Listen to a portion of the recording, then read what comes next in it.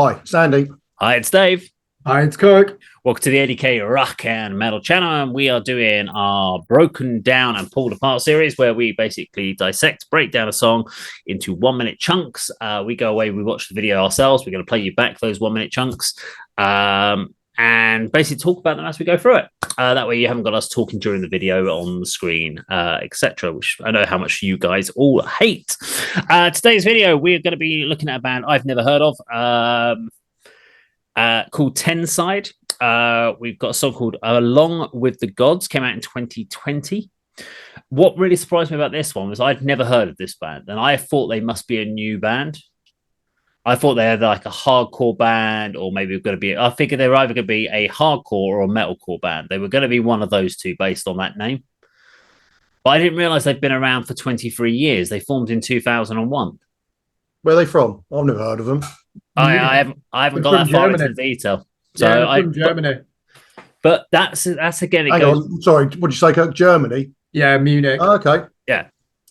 But this again comes back to that point of name. There's a reason why I haven't heard of them in 23 years, because they're called Tenside. I think if it was an interesting name, I'd probably have heard of them. It doesn't mean anything. The only thing I can think, I was trying to work out, were they trying to be like hard side? But I was like, well, maybe there's 10 of them in the band. No, it's not that. Maybe they lived on 10 Street. Maybe they're trying to be like they're really technical, and they were like some sort of the equivalent of mathcore, and they're like they want to call themselves Decahedron. And then Dodecahedron, avant-garde black metal band. There is a band called that. And that's what I was thinking. Maybe they're like, we're like a 10-sided dice, and maybe they're into fantasy role-playing games like World of, like, I don't know, Dungeons and Dragons. I honestly don't know, but the simple fact is it doesn't mean anything, and it doesn't inspire me to go and click on a band to go and check them out. And I think that's the reason why I've never heard of this band. Andy, have you ever heard of them? No, I haven't. I'm just, your sort of breakdown of the name and the fact they're from Germany. Is it like like hardcore bands often name themselves after their district and where they're from? So is it like a district of Munich? Is it a way of putting German addresses down? I don't know, but District 10. Yeah, I doubt it. I mean, the bands that are probably the most famous from this era is Caliban, isn't it? And we reviewed their latest single, and let's just say we didn't enjoy it too much. But I'm just looking. The debut album came out in 2007. That really is when metalcore has already generated such a buzz. There's a level of excitement, isn't there? And it's really led from the United States of America, but it's already spreading, isn't it? Post new metal. But hey, this song's from 2020, and metalcore, I think there's a consensus here that it had gone into decline years before that, hadn't it? Yeah. It's not the best sort of season. I mean, I'm going to break this in. It's only going to be 3 1 minute blocks, but the last one will be a minute and a half a minute and 49. So let's play it for you. Let's play you the first minute of the song and then talk about it as we go.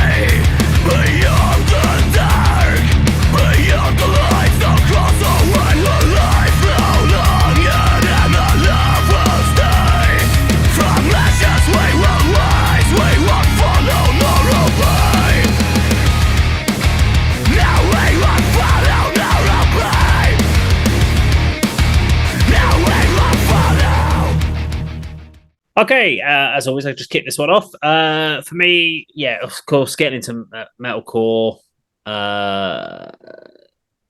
wasn't anything that really kind of stuck out to me as like, oh wow, this is different. But it is a really good punchy production. It is they've got some strong dynamics. I did pick out there. It wasn't obvious in some ways, like where you go, oh, this is a cliche bit, this is another cliche bit, that's so obvious they're going down there. So it wasn't a huge amount of originality, but there was a lot of good, strong dynamics. Reminds me of I've written it down here, and I'm trying to remember because I watched this video a little while ago, but reminds me of a video game intro. The start of the song. So it's you sometimes get these like video game intros like Doom and stuff like that. That's what it kind of gave me this vibe of. Guttural death metal vocals with pitch squeals. This is the other way I kind of sort of talked about the topic in there. It's not one of those things that kind of ticks off all the boxes of things that I'm really into. But I thought it was good start for the first minute of the song, Andy. Yeah, I've got down. My first point is I really like the look of the video. It's dark, but they've got this purple effect, purple lighting. Right. I really like that. Not seen that before. I'm not quite sure what the broken heart image is supposed to be representing, but musically, yeah, the opening minute's got some really good drums and vocals, good chuggy riff. I mean, my sort of summary of the song kind of encapsulates it all, but that's really all I've got to say on the first minute or so. Kirk? Can I just pick up on dynamics? I think metalcore is not famous for having varied dynamics. It's all just at one level, isn't it? That doesn't detract though from this song. I think the opening riff is actually early 90s Megadeth. It reminds me of Architecture of Aggression, that type of groove that Mustaine and Friedman were playing in the early 90s. So that did grab my attention. And then there is a good use of melody in the second guitar before the vocalist comes in for the first verse. And there's groove to it. I'm surprised you didn't say that as the first thing, because you like that's probably that's probably my reference to the dynamics. Oh, I see. Probably. Yeah, good start. And then instantly I'm thinking, are they going to spoil it with the chorus? Well, let's find out in the next minute. This is minute 1 to minute 2 for you at home.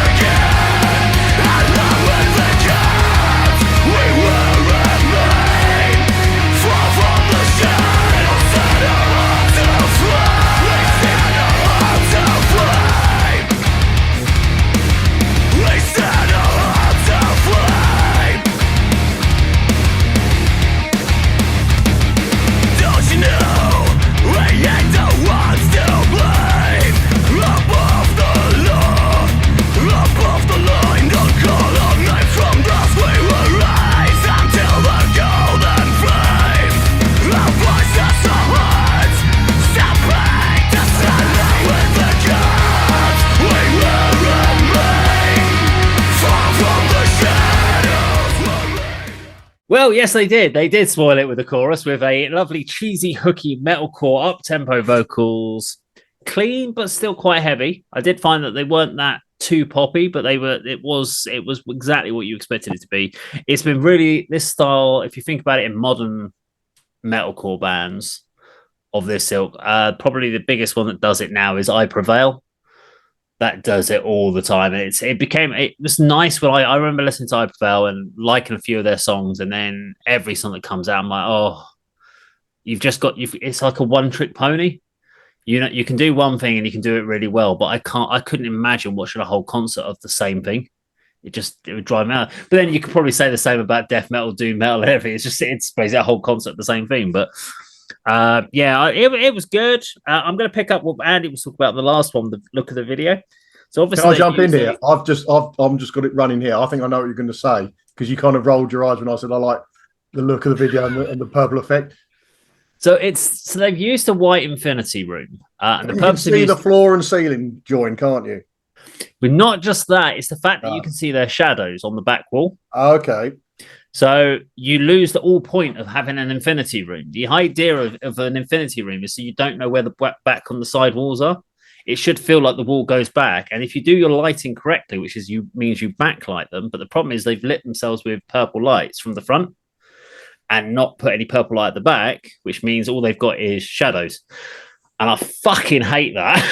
It really ruins it for me. The effect should be that it's just the colour behind, but you can't see when it ends. If they'd done it in a room, so it makes it look like a purple room, but they either need to have a much bigger room so that they don't cast a shadow, or they need to light up behind. Now, if they'd shot that room with a white light, it would have been easy because they can white light it with natural light behind it and you won't know where the back wall is. But here you could clearly see that the white wall behind them at some points were like 3 or 4 foot away. And that just makes you go, you're on a white room soundstage. And I don't like that. It seems at that point, you've lost the point of using what is effectively what's called an infinity room. Okay. I would have much rather they'd done that in an abandoned warehouse and lit up purple.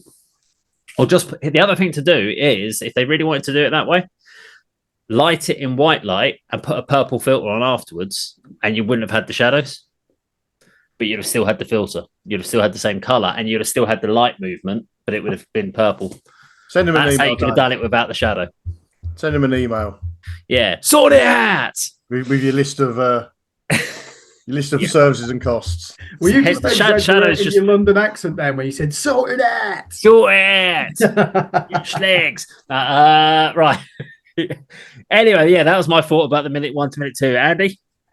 The chorus comes in quite early at this stage of the song, and I've noted down that you said there's they spoil it with clean vocals. I've added that there's a lot more melody in the vocals and the music at this stage of the song throughout the chorus, whereas later, and I won't sort of join in later, there's a more minimalistic and industrial sort of feel to the song as it goes on, I think. But yeah, Kirk. They should. So we know it's a cliche to flirt with a pop punk chorus, don't we here? But at least they don't sing it. You've got that. I guess you would call it. It's quite a simple melody. There's no imagination into the phrasing of the vocals, but at least he's shouting through it. He's not even screaming, is he? What I think would have been better here is swap one cliche for another. Bring in the halftime in drums, and then you can actually start experimenting through the scales when you're doing a chorus. For example, they've got a blueprint here with that Tesseract song, Juno, which should be all metalcore bands should be listening to that song thinking, can we do something? They put an extra beat in there. He's going into a falsetto at the end, bringing it back down, really imaginative. So metalcore bands had worked out, haven't they? Probably even by 2007. We can't just shout our way through a song, which we love those parts. It's just the way they go about it and try to deliver chorus, they just don't know what they're doing, do they? It's just, we need some kind of melody, some kind of clarity, but we're just going to follow the onomatopoeia of the guitars and drums, which are still fast, and then just see how it goes. Not good enough. Use some imagination. Look outside of metal. Go to a band like Tears for Fears, for God's sake. Go and listen to their 1985 album, Songs from the Big Chair, because they're already pulling from pop. Go to some hip hop music, from the 1980s. That's where you can get inspiration. But yeah, I mean, it does nothing, that chorus. I mean, are we watching any more parts after this, or? Yeah, we've got one more section. So this is minutes 2 to minute 3, minute 49, which takes you to the end of the song. So we're going to play you the last almost 2 minutes for you at home.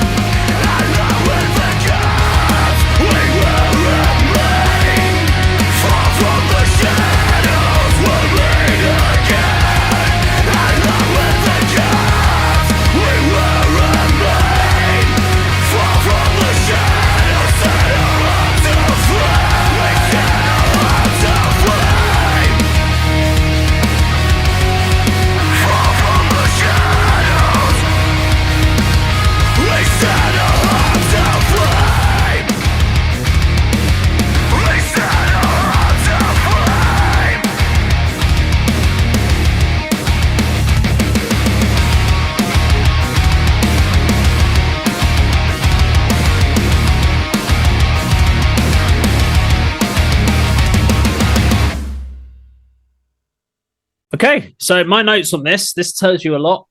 Minor midsection. That's it. That's the entire note I wrote on this. And that is my big worry around something like this. Was we obviously reviewed these videos a while back, like a couple of weeks ago before doing a session. So we obviously did the session the other on Sunday, and then obviously we're picking this one up here to catch up with the few remaining videos. Most of the other videos we did, I can remember parts of it. The only thing I can remember about this is, well, apart from my notes, is the purple video. So I couldn't tell you, apart from that, what was going on in the songs. I've written my notes at the time, but I didn't have anything consistent to write.